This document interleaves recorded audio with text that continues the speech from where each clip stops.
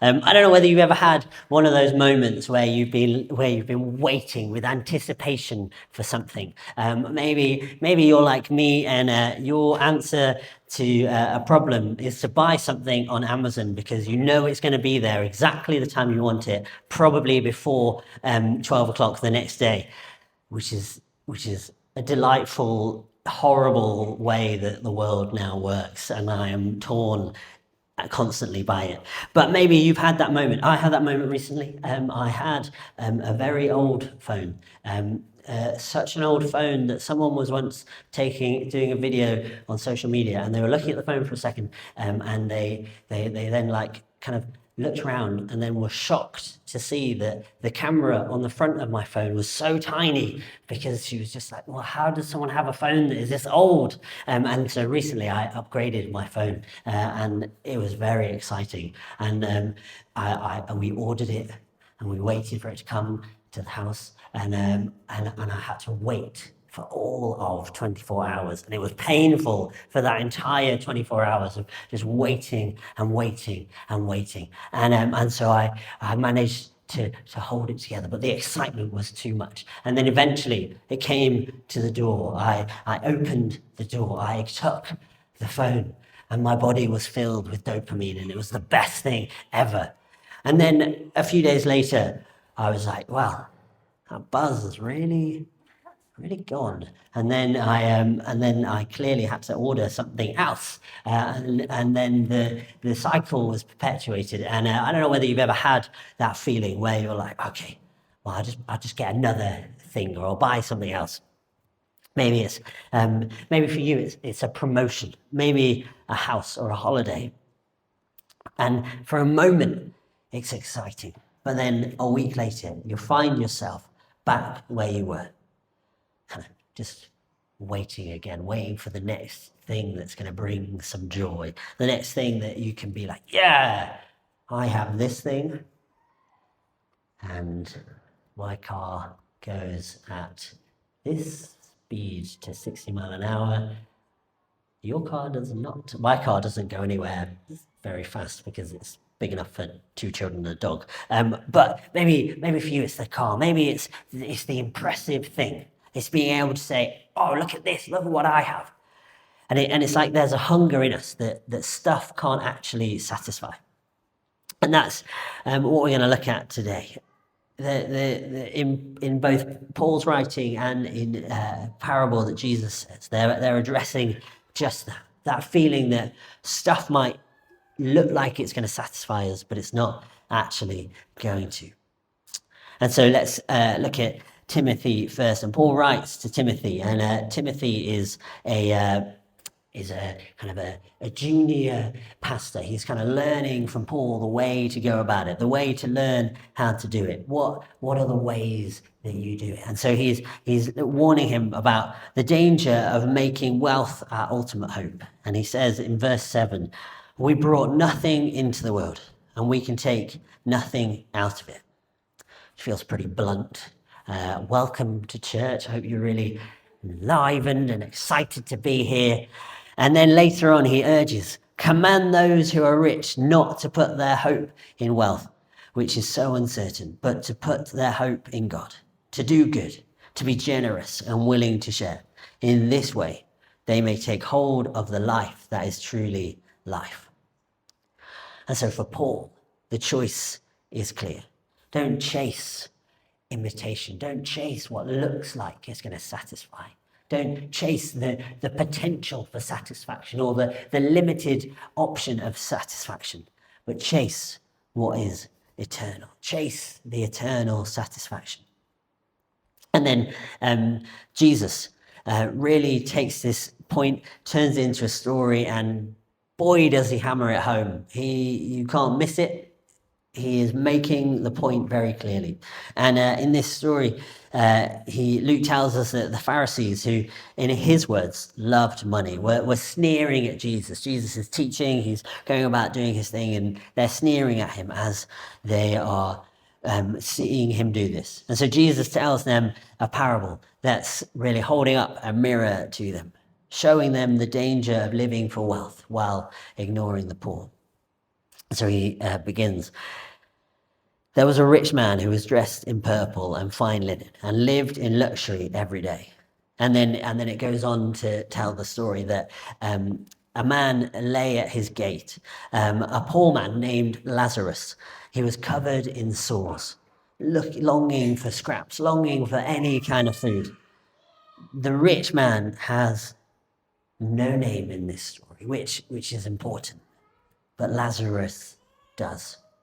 And this would have shocked his listeners. Jesus' listeners would have been like, wait, why are you telling us about the poor man? Tell us the man who is rich. Tell us about him. Tell us his name. But the one that society overlooked, Jesus remembered. And then the story goes on, and they both die. And Jesus says, the time came when the beggar died, and the angels carried him to Abraham's side. The rich man also died and was buried. In Hades, he looked up and saw Abraham far away, with Lazarus by his side. And so the tables are turned. The chasm the rich man refused to cross in life, the chasm between him and Lazarus, remains fixed in eternity. And Jesus ends with this thing.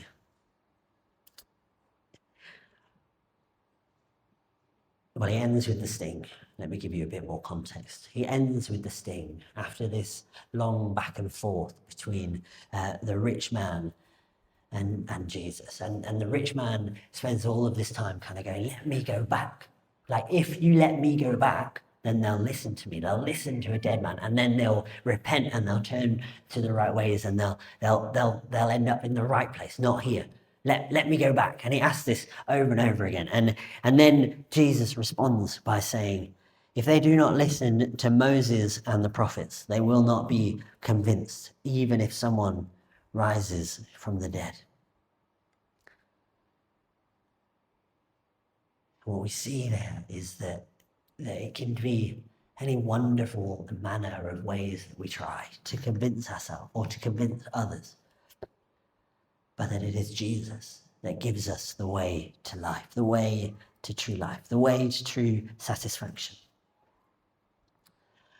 And so both of these stories kind of point to, well, where are we finding our hope? What are we finding our hope in? What does it look like? In Paul's writing to Timothy, he says the line, take hold of the life that is truly life. And I love that image, that picture of like trying to grab hold of life and it just kind of falling through. That every time you get another thing, eventually it's not that interesting and it falls away. But when we hold on to Jesus, we take hold of life that is truly life. I've got a basket here. Laura, could you hold my basket? Thank you, so everybody can see the basket. Or you might need to come up. For the illustration, I might need a volunteer who's willing to be on the live, which is not... I didn't straighten my hair. Oh, and this microphone just died, which I'm not totally sure why. This is going to be really seamless.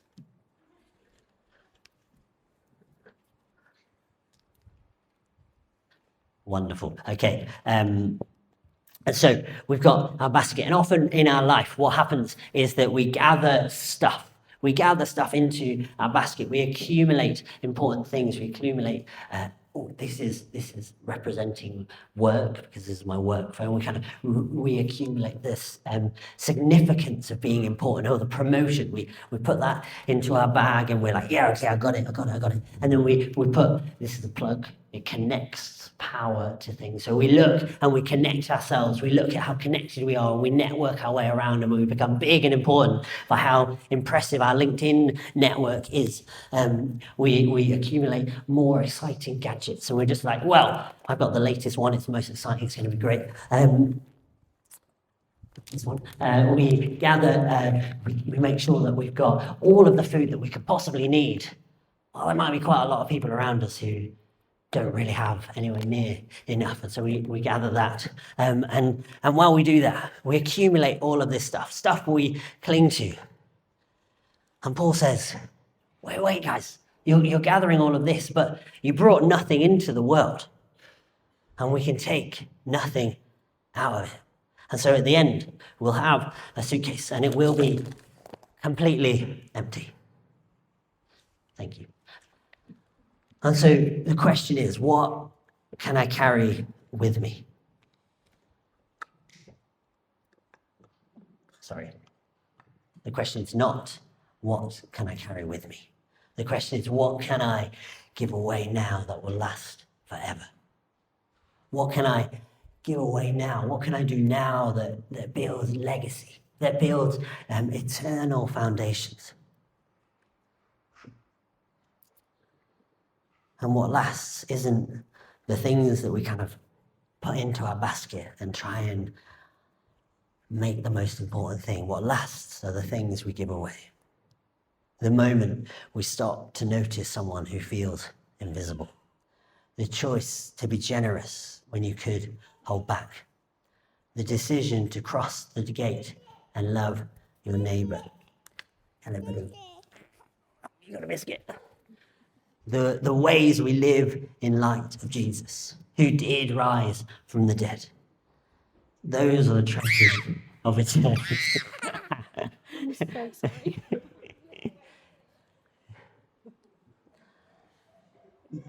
I mean, I'm okay with it as long as everyone else is. The ways we live in light of Jesus, who did rise from the dead and can be trusted to tell us the way of true life. I want to say those are the treasures of eternity. When we stop and notice someone, when we choose to be generous,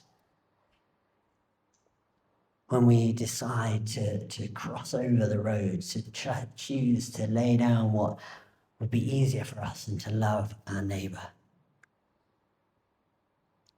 And again, this is another one of those sermons that I give to myself as I give it to you.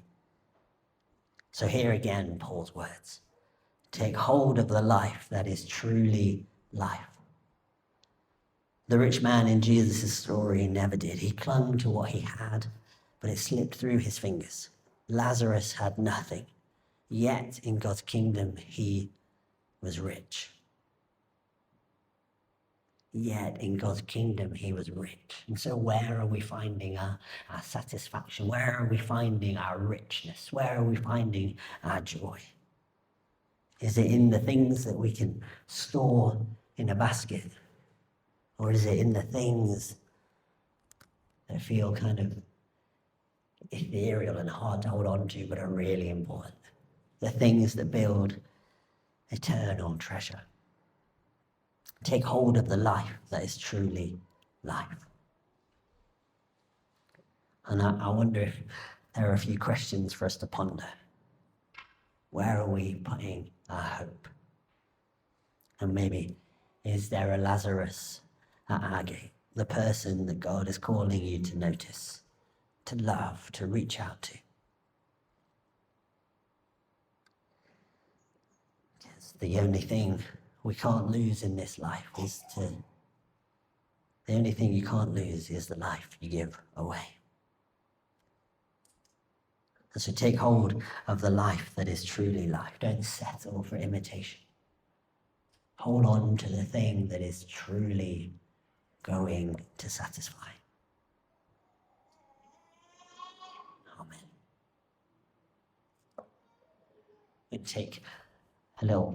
We're going to take a while in God's presence as we've got a bit of time. And there's a few different ways we can respond. There's always the option of just sitting quietly. But also, one day, if for some of us, maybe there is some stuff that we're placing our satisfaction in, we're placing our trust in more than the Lord. And it might feel like a big step, but I'd just love to invite you to come and maybe stand or kneel at the cross and just as a sign of surrender, as a sign of Okay, Lord, I'm giving this back to you and I'm going to trust you with it. Why don't we stand